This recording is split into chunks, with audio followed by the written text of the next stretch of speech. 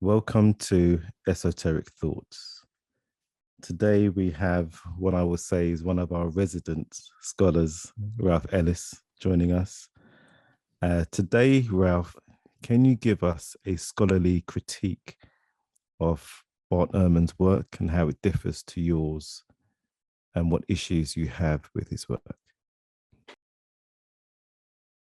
Yeah, sure. Good to be with you again. And before I start the critique, perhaps I should say that I used to refrain from criticizing other researchers because, everyone has their interesting topics to provide to the table. But I was heavily criticized by, say, Dr. Richard Carrier, who called me clinically insane for making the suggestions I do. But I'd have to say that, firstly, Carrier is not a medical doctor. And he's subsequently adopted some of the arguments I was making. So I think that makes him clinically insane as well. Like things like, Jesus becoming the high priest of Jerusalem, which he denied. And Jesus being mentioned in the Talmud, which I don't know why that was controversial, because I thought everybody knew that. But I note in some of his later videos, he's now saying that Jesus is mentioned in the Talmud. But there we go.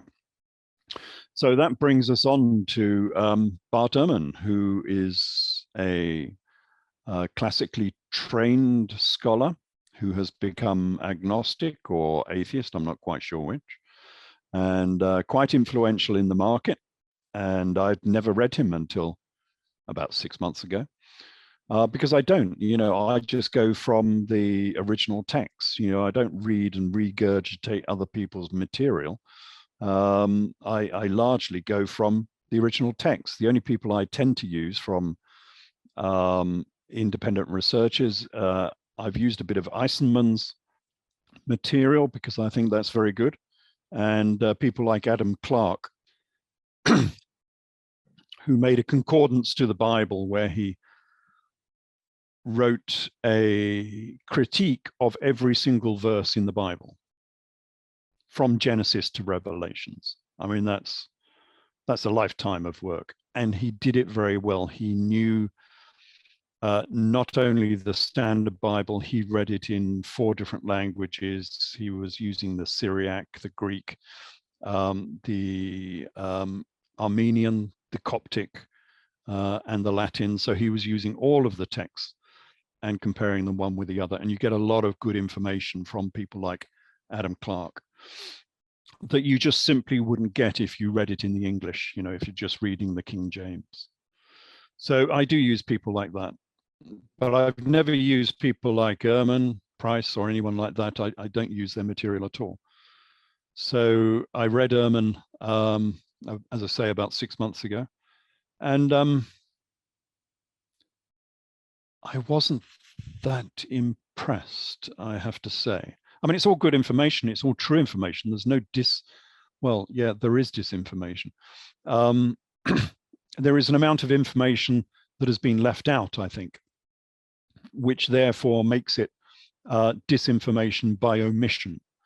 You can lie by not telling the full truth. That's why in court you have to tell the truth, the whole truth, and nothing but the truth.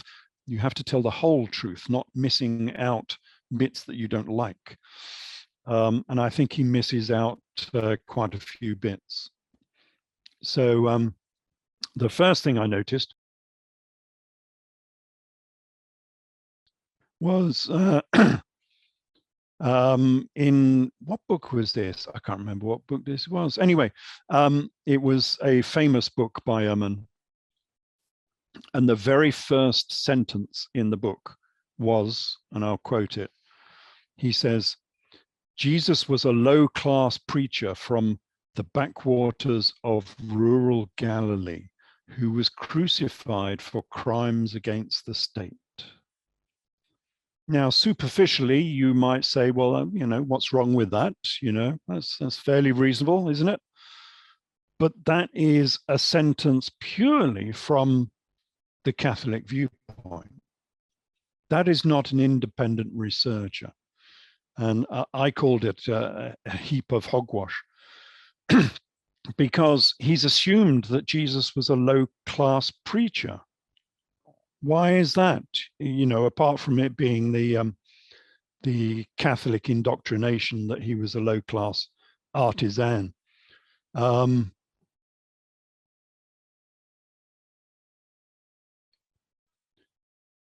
But Jesus was called a king on numerous occasions.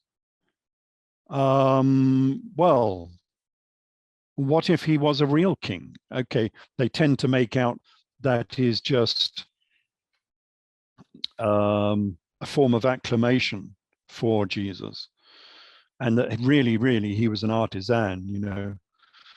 But of course, he wasn't an artisan. He was, the Gospels don't say that he was a carpenter. They say he was a tekton, which is an architect, quite a different profession. And as we've talked about before, I think he was a speculative architect. He was a Freemason, because tekton means Freemason in the Greek. So Jesus was not a low-class preacher. He was a king. He had emissaries who came from Parthia, Persia, to his birth to give him gold, frankincense, and myrrh. I mean, what carpenter, Parthia? That doesn't happen. He only received gifts at his birth because he was a prince.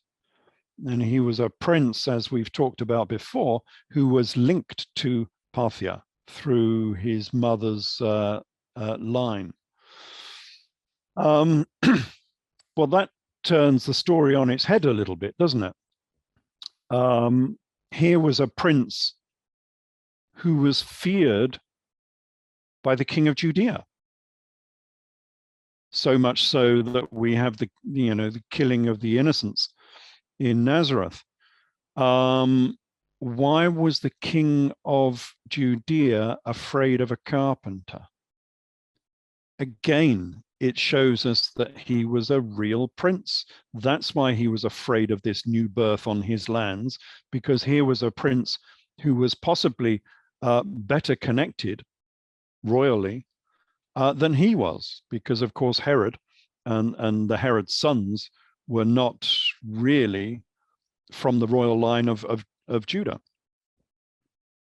Whereas here we had a prince who was being born who was much better connected than the Herods. That's why the Herods feared the birth of Jesus and started all of this killing of the innocents, which may well have happened to some extent. Remember, Herod had killed 2 or 3 of his sons already in a succession dispute. So yeah, it wasn't beyond the realms of possibility that he was killing other young children in order to get rid of this pretender to the throne of Judea. But that all suggests, very strongly suggests, that Jesus was not a pretend king. He was a real king. He was a prince of Parthia and Judea. And so Ehrman just saying that Jesus was a low-class preacher,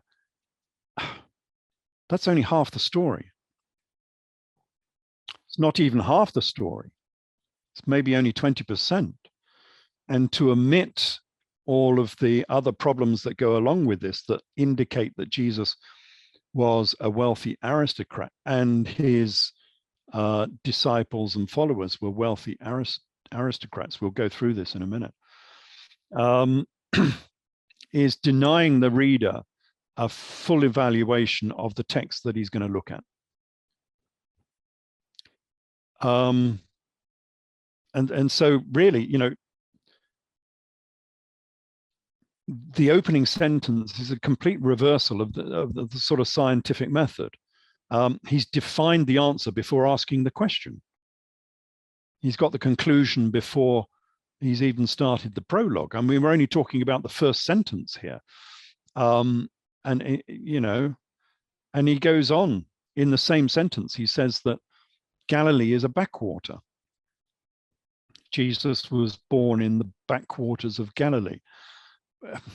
Galilee wasn't a backwater. I mean, you've got Bet Shean there on the bottom of the Sea of Galilee, which was one of the Decapolis, one of the great cities of the Near East.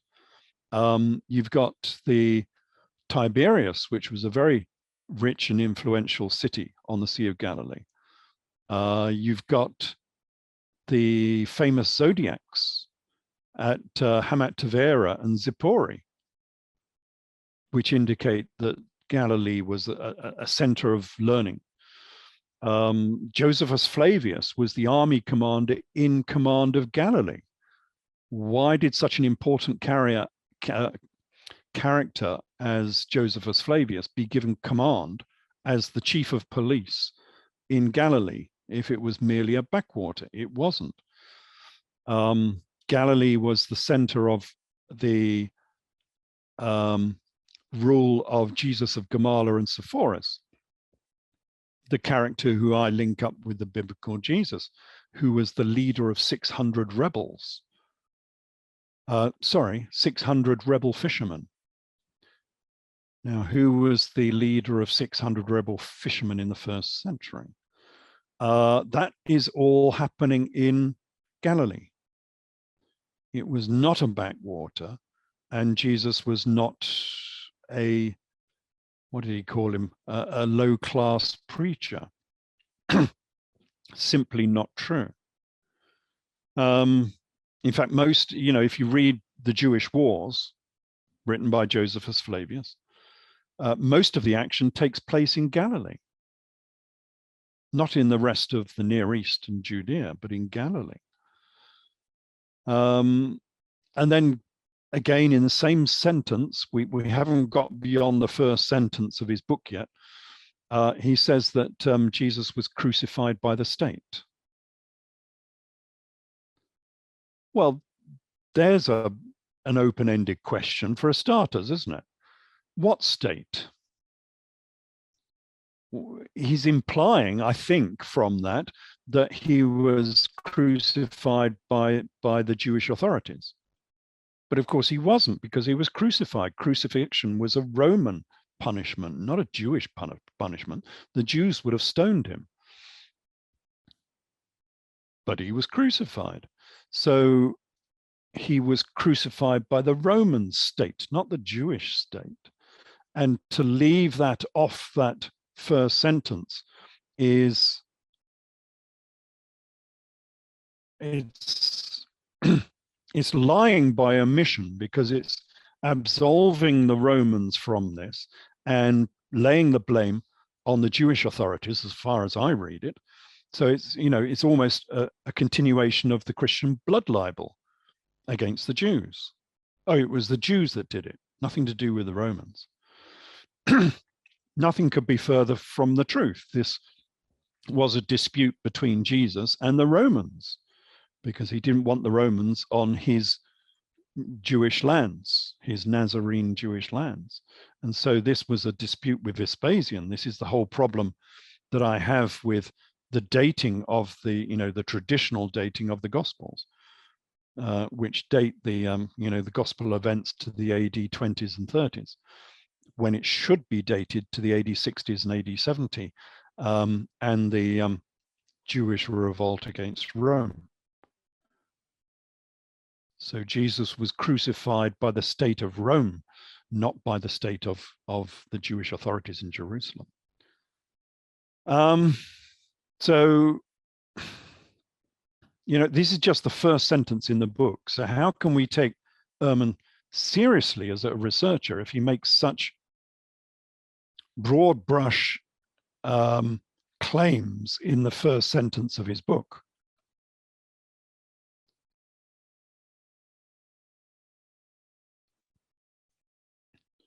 And of course, he goes on, it's not just a discussion about his first sentence. later on in the book, he says that scholars typically date the Gospels to the latter half of the 1st century, which is true. So again, Ehrman is being correct in what he says, but he's not explaining why, because the why has implications. Why do scholars date the Gospels to the latter half of the 1st century? Why do we have this 40 years of oral transmission between the AD 30s and the AD 70s in a land that was highly literate, in a land where followers of Jesus like Saul was highly literate, and he was writing most of the, most of the texts in the New Testament come from Saul. It's not as if they didn't have people that could not write this history down as it happened. So why do we have this 40 years of oral transmission before it was written in the AD 70s? The answer, which Ehrman doesn't give, is that a lot of the material in the Gospels comes from Josephus Flavius. And that's widely understood, that there are large sections of work from Josephus Flavius which appear in Luke and Acts of the Apostles. Never mind what I say about the links between Saul and Josephus, that's irrelevant largely here. It is known that there are large amounts of the works of Josephus in the gospel material. But that's a problem, because Josephus was not writing this until AD 72. And so therefore the Gospels have to post-date AD 72, and that's why they say they were written down later. And then they end up with this incomprehensible gap between the events in the AD 30s and them being written in the AD 70s, which they have to ascribe to 40 years of oral transmission, because they can't think of any other excuses for this problem. But it's much easier to say what I say, and the events happened in the AD 60s and AD 70. And so when they were being written down in the early AD 70s, they were being written at that point because those events had only just happened. That's why we get things like Jesus describing the siege of Jerusalem with the wall and trench that was put around Jerusalem. That happened in AD 68, and yet Jesus was describing it. Jesus was commenting on Zacharias Barachias and Zizit ben Hakesith. I think we've been through these characters before, but Jesus was discussing them. But they are AD 60s characters who were involved in the Jewish revolt. So it's much easier if we just say these events took place in the AD 60s and there was no 40 years of oral transmission. But Ehrman doesn't discuss any of this. And so all of you get is the classic Catholic excuse that there was 40 years of oral transmission. That's inadequate. That's not telling you anything. So, it's disinformation by omission again. It's not giving you the full story. And then he goes on to say, Nazareth was a small village, that Jesus came from Nazareth. And it was a small village. Again, there is a whole discussion to be had about Nazareth and the likelihood of this being a true commentary from the Gospels. Because the village of Nazareth is not mentioned anywhere before the Gospel stories. Obviously, a lot of towns and cities in Judea are mentioned, in the Torah and Tanakh and various other places, other documents and chronicles. And so we know quite a lot of the geography of Judea at that time in the 1st century, but Nazareth is never mentioned. And the reason it's not mentioned is because it didn't exist. And you can see that from the Gospels themselves, because many other researchers, more independent minded researchers like myself understand that Nazarene is referring to a religious sect, not to a city. And, you know, the Gospels will actually tell you that. Where it says that Nazareth, Jesus came from Nazareth, what it actually says, and I better quote it here, it says, "And Jesus came and dwelt in a city called Nazareth, that it might be fulfilled from, you know, the Old Testament, which was spoken by the prophets, that he shall be called a Nazarene." Matthew 2:23. So the whole idea of introducing Nazareth here is that Jesus needed to be called a Nazarene. Now, is that the city or is that the well-known sect? Because the Nazarites were a well-known sect from the Old Testament. These were the consecrated people. These were the separated people. They were like monks. They were like sages sitting in a cave somewhere, separated off from society, like the Essene down on the shores of the Dead Sea. You might call them Nazarites, the separated off people. So is that what it's talking about? Well, we get an idea that it is from Acts of the Apostles, because Saul was specifically called a Nazarene. So Acts 24:5 says, "For we have found Saul a pestilent fellow and a mover of sedition amongst all the Jews throughout the world, and a ringleader of the sect of the Nazarene." Okay, so now we have the Nazarene mentioned again in a separate section, but this is specifically saying he's a ringleader of the Nazarene, and it's calling it a sect. The sect of the Nazarene. And if I remember correctly, that word in the Greek is heresy, a heresy of the Nazarene. It's not talking about Nazareth at all. It's talking about a religious sect who followed on from the Nazarites, who were separated off from society and grew their hair long, which is why the traditional image of Jesus is Jesus with a long hair and beard, because he was a Nazarene. Nothing to do with a town called Nazareth, which was only founded in the 3rd century, I think, much later than these events. And so, I mean, that's a well-known about the Nazarene. And yet we don't get any of that explanation from Ehrman. He's merely giving us the classical Christian Catholic view of what Nazareth is. And yet the subject is so much deeper than that, because this is implying that Jesus was a revolutionary. He was a Nazarene. He was probably a member of what they called the 4th sect of Judaism. The 4th sect being founded by Judas the Galilean, remember, from Galilee, Judas the Galilean, Judas of Gamala, he was known. Remember, I talk about Jesus of Gamala, who was the next generation on. And his second in command, who was called Sadduq in the Greek, which doesn't really inform you that much, but Sadduq in the Aramaic is Zadok.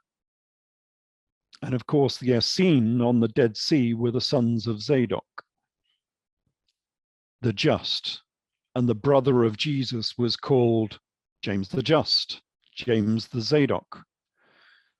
You see all the links that start coming in if we recognize that Jesus was a Nazarene of a sect of Nazarene, not just from Nazareth. And if you don't discuss this, if you don't tell people about the intricacies of these events, you are deceiving people by omission. You're not giving the full story. And I'm sort of beginning to wonder, you know, as we go through all these topics, does Ehrman not know about this? Or is he deliberately not telling you about this because he doesn't want to introduce too many stumbling blocks to the classical story. Well, we'll go on. We'll see what else he says.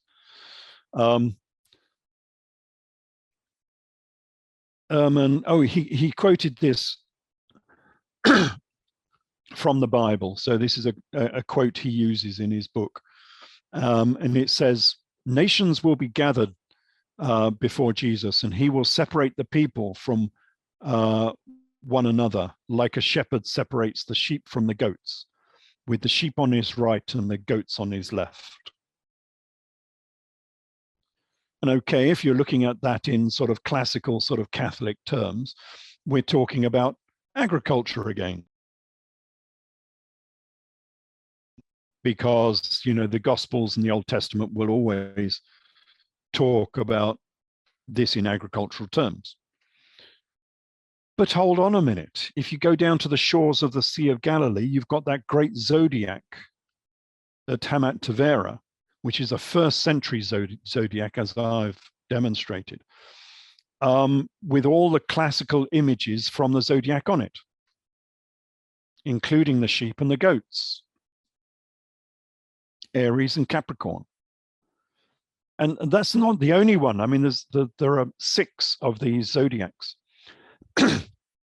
at various synagogues in and around this area, including the one at Hukok, which I discuss, which has unfortunately been largely destroyed, so it's not the best one.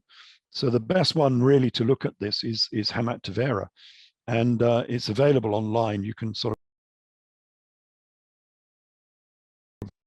look up the image to it, and it's a classical Greco zodiac with Helios, the sun, in the center.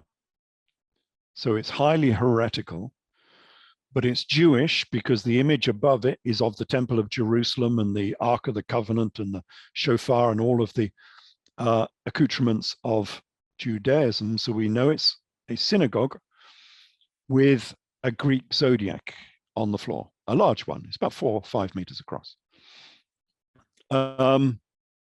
So when they're quoting this verse in the New Testament about sheep and goats, are they talking about agriculture, or are they talking about Aries and Capricorn? Because you can be standing on the zodiac with Aries on your right and the goats of Capricorn on your left. It could be a description of someone standing on one of those zodiacs, those Jewish zodiacs. This is the zodiac that Josephus Flavius tried to destroy, which I go through in my book. He was sent by when he was the army commander in command of Galilee, he was sent to Tiberias to destroy the heretical images of animals, which were in a building just to the south of Tiberias.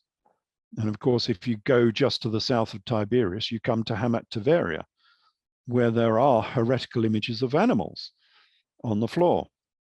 And Josephus Flavius was sent to destroy them.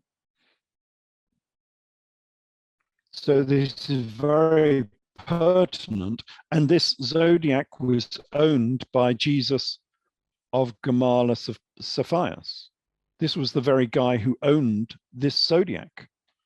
It's pertinent to the story, especially as this Jesus of Gamaliel of Cephius had a rebel army of 600 rebel fishermen, and who was the commander of fishermen in this era. And Ehrman doesn't mention any of this in his analysis of this text. So has he done his due diligence? Has he been there? Has he looked at these artifacts, you know, out in the field? Does he not know about them? Or is he just not mentioning them because it's all too tricky, too controversial to mention? I don't know. He goes on to say that Jesus was not a priest. And I got the same from Richard Carrier. He said that Jesus was not a priest. And yet, if you read Hebrews 7, it goes through all of the reasons why Jesus could become a priest, because Jesus was not a Levite. So how could he become a priest? And it says, well, nevertheless, he became a priest to the line of Melchizedek, because he wasn't a Levite either.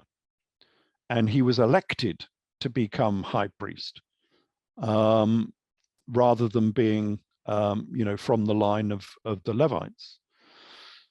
It goes through this whole discussion about how he could become a high priest. And yet, Ehrman says Jesus was not a high priest. And this links into the other things we were talking about, because if Jesus was linked to Jesus of Gamala, of course, Jesus of Gamala did become high priest. In fact, he became high priest for another strange reason as well, because he wasn't a Levite. He became high priest because his wife, who was Mary Magdalene, but should we go into that? Anyway, his wife bought him the high priesthood with a tarkub of silver, which is something like, 70 kilos of silver. He had it bought for him because the high priests were corrupt, and they were quite happy to take her money because his wife was the richest woman in Judea. That's another story. But yeah, the biblical Jesus was a high priest, and the secular Jesus of Gamala also became a high priest. But the trouble is that he became high priest in AD 64, rather beyond the classical date for, the life of Jesus. And that's why they can't accept it. But, can't we have this discussion and just show the similarities and agree that Jesus did become a high priest? That's why he was an influential person.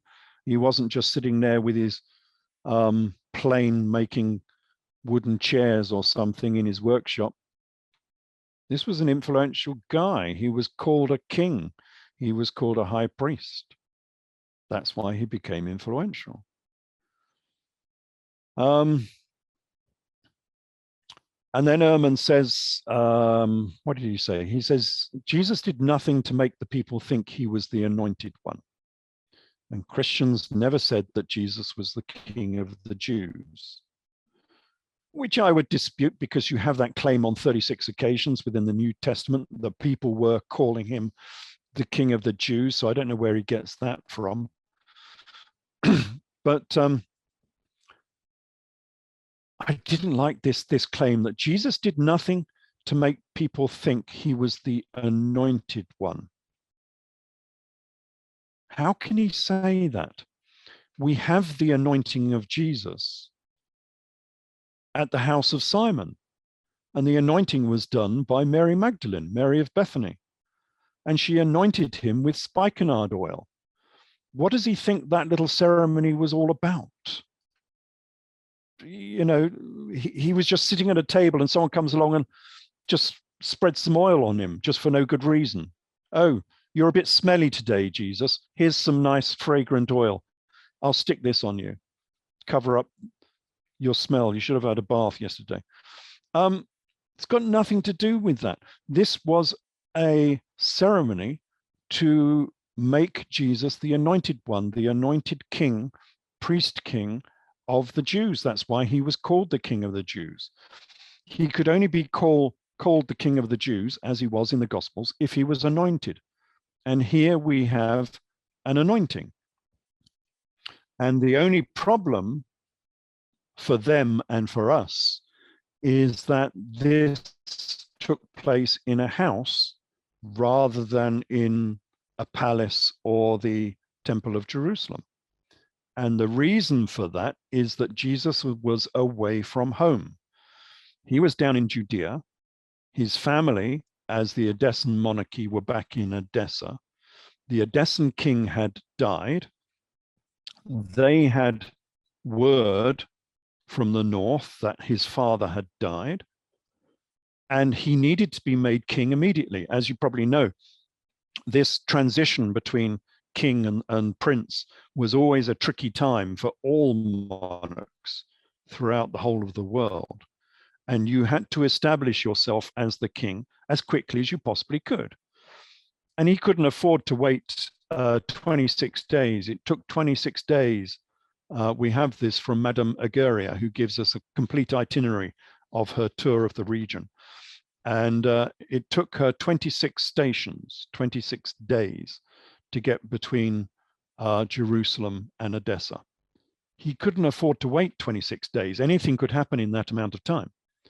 And so they had the anointing, they had the ceremony, the coronation in the house of Simon at Bethany, where he was anointed as King of the Jews and the King of the Edessans by Mary Magdalene. And this is a problem, because if we're going to suggest this, it means that Mary Magdalene was much more important than people will give her credit for.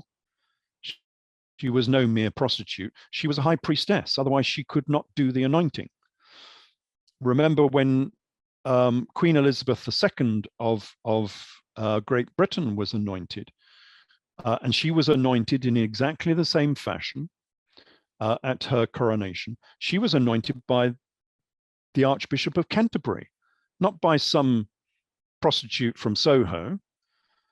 It was the Archbishop of Canterbury that came to do the anointing. And that sort of means that Mary Magdalene was rather more important than people give her credit for. And it also means the house of Simon was much more influential than we give. I mean, it was a leper. Simon was a leper. No, leper means a scaly one, a fish. Who went by the sign of the fish in the first century? Oh, yes, it was the Christians. He was the sign of Pisces. He was one of the monarchs or aristocrats of the new great month of Pisces, which had only just started in AD 10. That's why Jesus was known as a fisher of men. It was the sign of Pisces, the great month of Pisces. So Simon, since Mary and Martha were at this house, was most probably Simon Boethus, whose daughters were known as Mary and Martha. And it was that Mary who married Jesus of Gamala. Familiar story. The trouble is, for the gospel story, is that Simon Boethus was the richest man in the Near East. This was no pauper carpenter. He was the richest person in the Near East. That's why his daughter was so rich. That's why she could buy the high priesthood for Jesus, Jesus of Gamala. It changes the story somewhat. And so Ehrman just skips over this and says, people did nothing to make, Jesus did nothing to make people think he was the anointed one. Of course he was the anointed one. Mary Magdalene did it with spikenard at the house of Simon.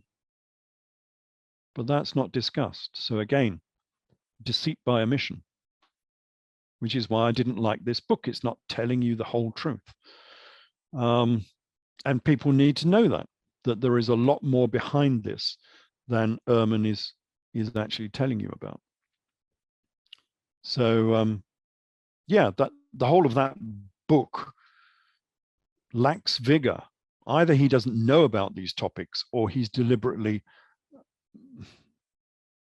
missing out these topics so that you don't know about it. And he's following the standard classical gospel history, you know, the Catholic history of the region. And that's not independent research. I call it turning over and recycling the same old gospel dung heap. You're not going to learn anything from that, you know. And then he comes on to, we haven't even got to the topic we were going to start on here, but never mind. Let's continue. We were going to talk about, whether Jesus was a carpenter and things of that nature. Anyway, he also discusses, same book, the crucifixion narrative. I'll have to actually get the name of that book. Anyway, I'll do that in a minute. So he explores the crucifixion narrative from the Gospels. And he has 2 whole chapters on this, going into all of the details of this crucifixion, which is nice. You read it and you think, well, that's scholarly. He seems to know his subject. And, you know, you can learn an amount of new information from that. But at the end of that 2 chapters, I thought, well, what's he actually told me? We've explored the crucifixion for 2 chapters, and I don't really know anything more than when I started in terms of how this crucifixion could be linked with real history, real events from the 1st century. But never in that analysis of the crucifixion does Ehrman ever mention that Josephus gives us a very similar crucifixion event, which I think we've been through before in one of these talks. So that Josephus says, and people doubt this when I talk about this, so perhaps I better quote here from Josephus. This comes from his life or Vita. And Josephus says, I came back from Tekoa, and I saw many captives being crucified, and I remember 3 of them as my former acquaintances. And I was very sorry, and I went with tears in my eyes to Titus Vespasian and told him of them. He immediately commanded them to be taken down and to have the greatest care taken of them, to aid their recovery. And yet 2 of them died under the physician's hands, while the 3rd recovered. Familiar story?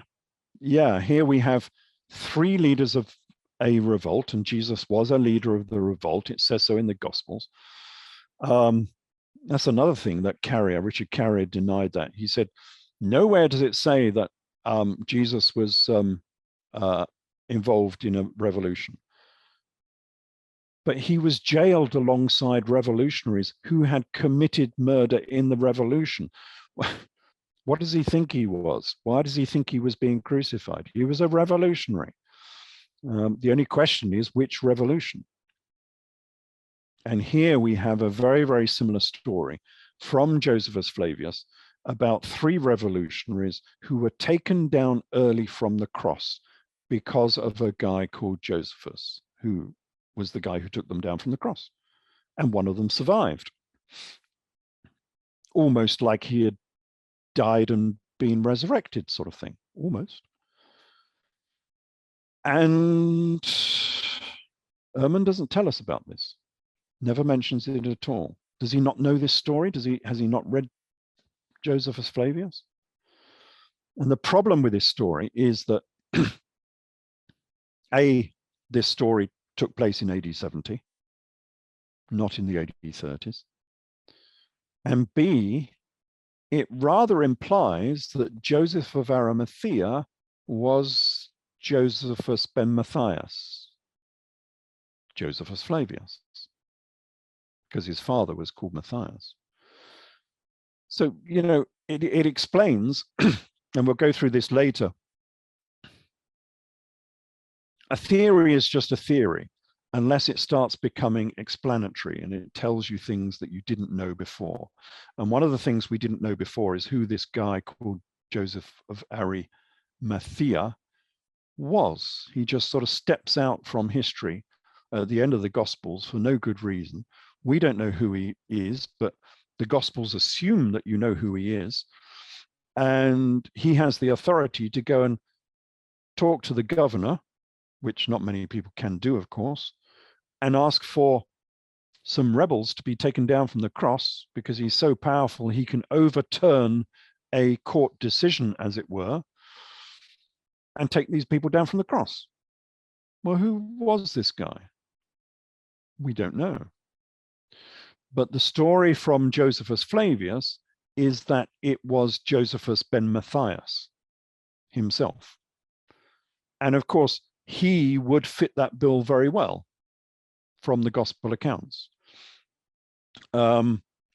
Josephus was someone who everybody knew about in the first century, but nobody wanted to talk about because he was a Jewish traitor. He is someone who would have had the authority to go to the governor, who happened to be Titus Vespasian, and ask for someone to be taken down from the cross, because he was the army commander, still sort of in command of Galilee, in command of Judea. He was an army commander working for the Romans at that point, and he had the ear of the Roman army commander. And so, yeah, he is a guy who could take these rebels down from the cross, and he did. And the trouble is, nobody wants Josephus Flavius tied up with their gospel story, because that's the last thing you want. The guy was a Jewish traitor. He was the great liar. He was, the slippery Joseph Goebbels of the first century. Nobody wants him associated with the gospel story. So of course, that had to be covered up.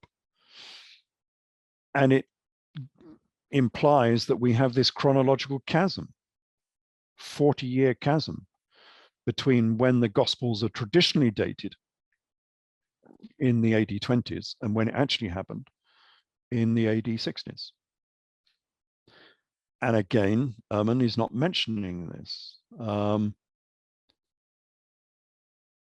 And again, I suppose you have to wonder why, There's a great researcher who fails to tell you the complete story.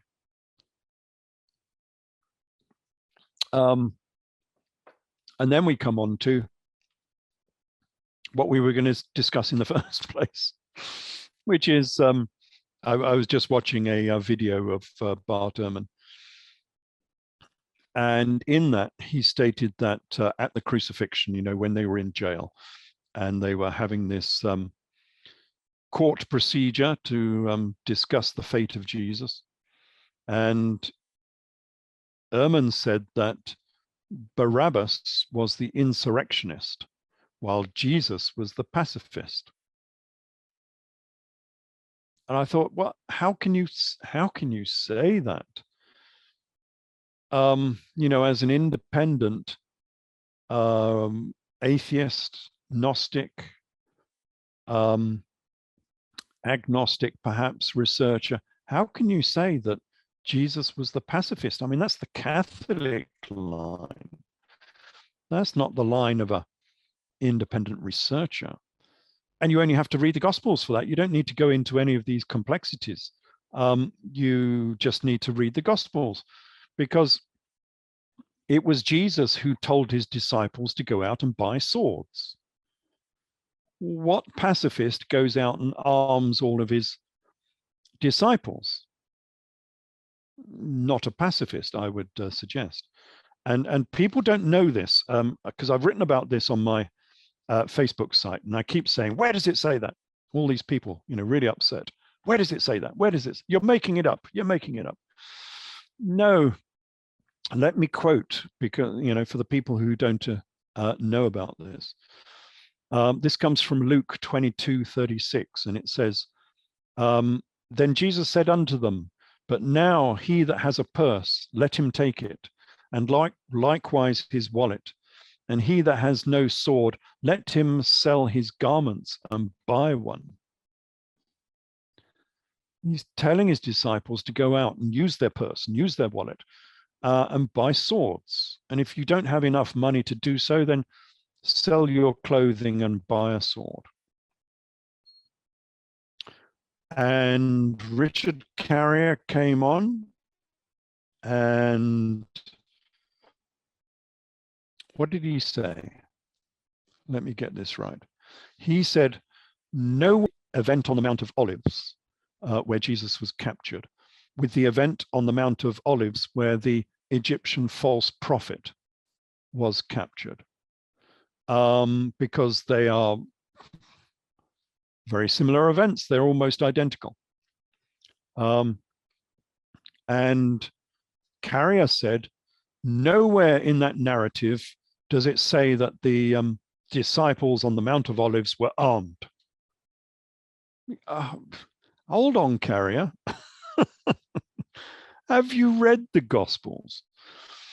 Because this verse that we've just quoted about going and buying swords is immediately before the Mount of Olives narrative.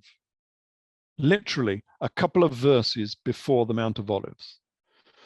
And of course, on the Mount of Olives, someone uses their sword to chop off the ear of one of the priests, or whatever it was. I forget who it was. Had his ear chopped off. They were using those swords on the Mount of Olives. Yes, they were armed on the Mount of Olives. And it means that Jesus was not a pacifist, otherwise his followers would not have been armed, as the Gospel says. And B, it links up this event on the Mount of Olives with the similar event by Josephus Flavius, which was led by the Egyptian false prophet. And remember, Jesus came from Egypt. Out of Egypt I have called my son, who was also on the Mount of Olives. And the difference being, and the reason they won't make a comparison between these two events, is because in Josephus' secular account of these events, the leader, the Egyptian false prophet, had a band of 30,000 armed men on the Mount of Olives, ready to take over Jerusalem. And they were both surprised by the Roman guard, who scattered all of the people, just as they did in the gospel event as well. We have a complete similarity in comparison between these two events. And that means Jesus was the leader of a revolutionary band, just as Jesus of Gamala was the leader of 600 rebel fishermen. It all makes sense. And it means that Jesus was a revolutionary, not a pacifist. And yet Ehrman doesn't seem to know that. But there are so many reasons why we could say that Jesus was not a pacifist. Remember, he had zealots and sicarii in his band. He had Simon Zelotes, who was a zealot. He had Judas Iscariot, who was a sicarii. These were rebel factions in the first century, operating during the Jewish revolt era, and they're disciples of Jesus, for goodness sake. It was Jesus who had to be held down because he was out of his mind. He was so angry. And again, people just don't know this because, of course, you won't get this preached from the pulpit, so people don't know this. But anyway, this comes from Mark 3:19 up to 23. And it says, "And they went to a house, and the multitude came together again, so they could not even eat bread.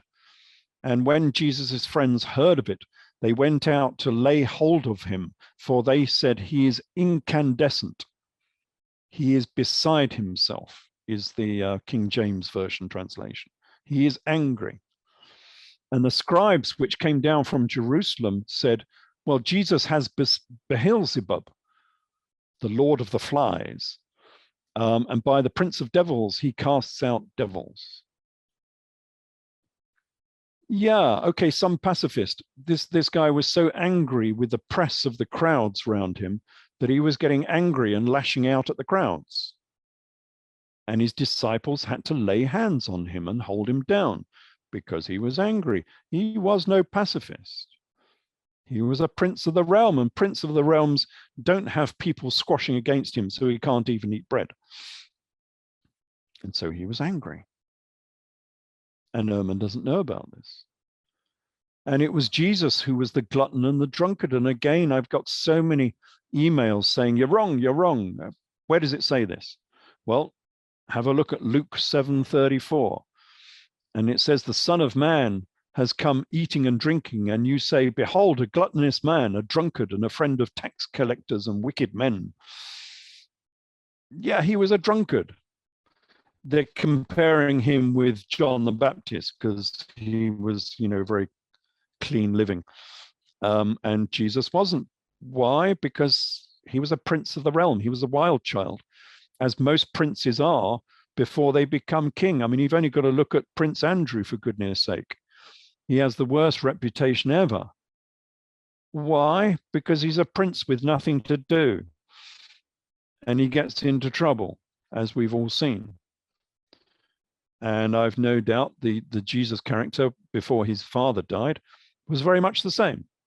And we have the same from the Toledeth Yeshu as well, which is an apocryphal gospel, where Jesus was getting into trouble and he had to be taken before the monarch to be chastised.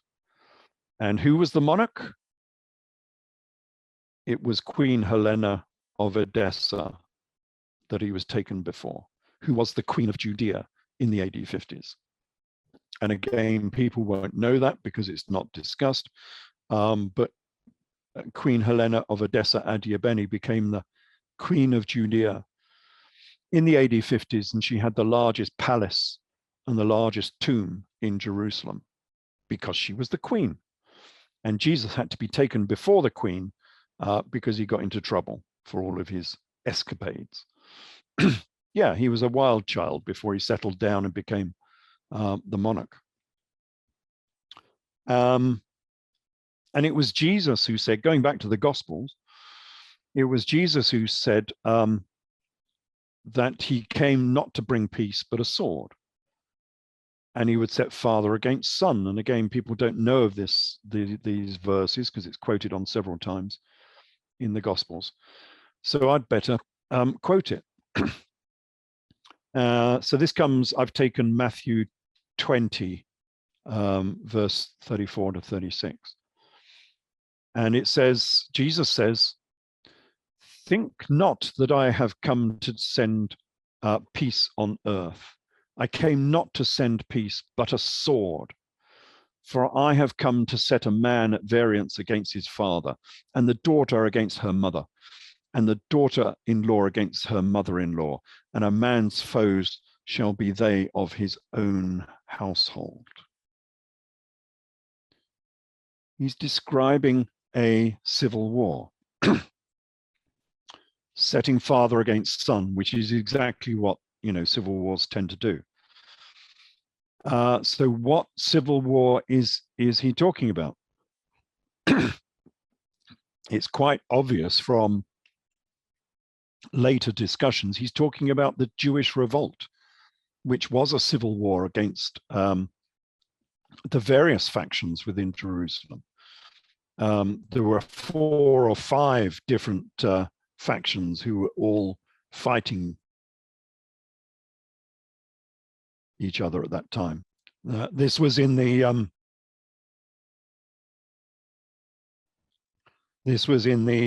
60s, the late AD 60s, when the Nazarene 4th sect of Jesus and James was fighting against the Orthodox priesthood of Jerusalem.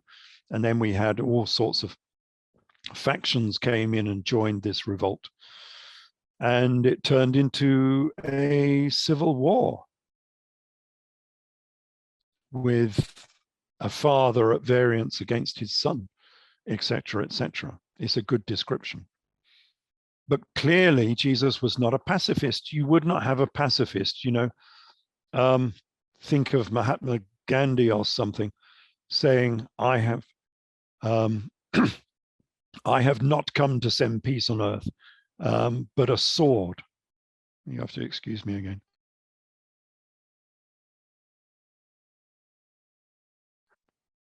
Clearly, this guy was the leader of a rebel faction. And when was this rebellion? Well, it was Jesus who predicted the siege of Jerusalem, where he describes Jerusalem being surrounded by a wall and a trench. That is a description of the siege of Jerusalem in AD 68. It was Jesus who used the subversive title of king, which was bound to get yourself in trouble if you're going to call yourself a king and you were not the king at the time. So when Herod was the king,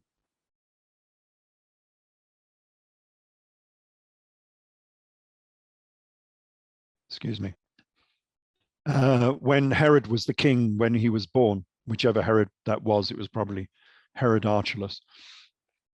During the Jewish revolt, when Agrippa II would have been the king, to call yourself king is to deliberately stir up trouble with the authorities.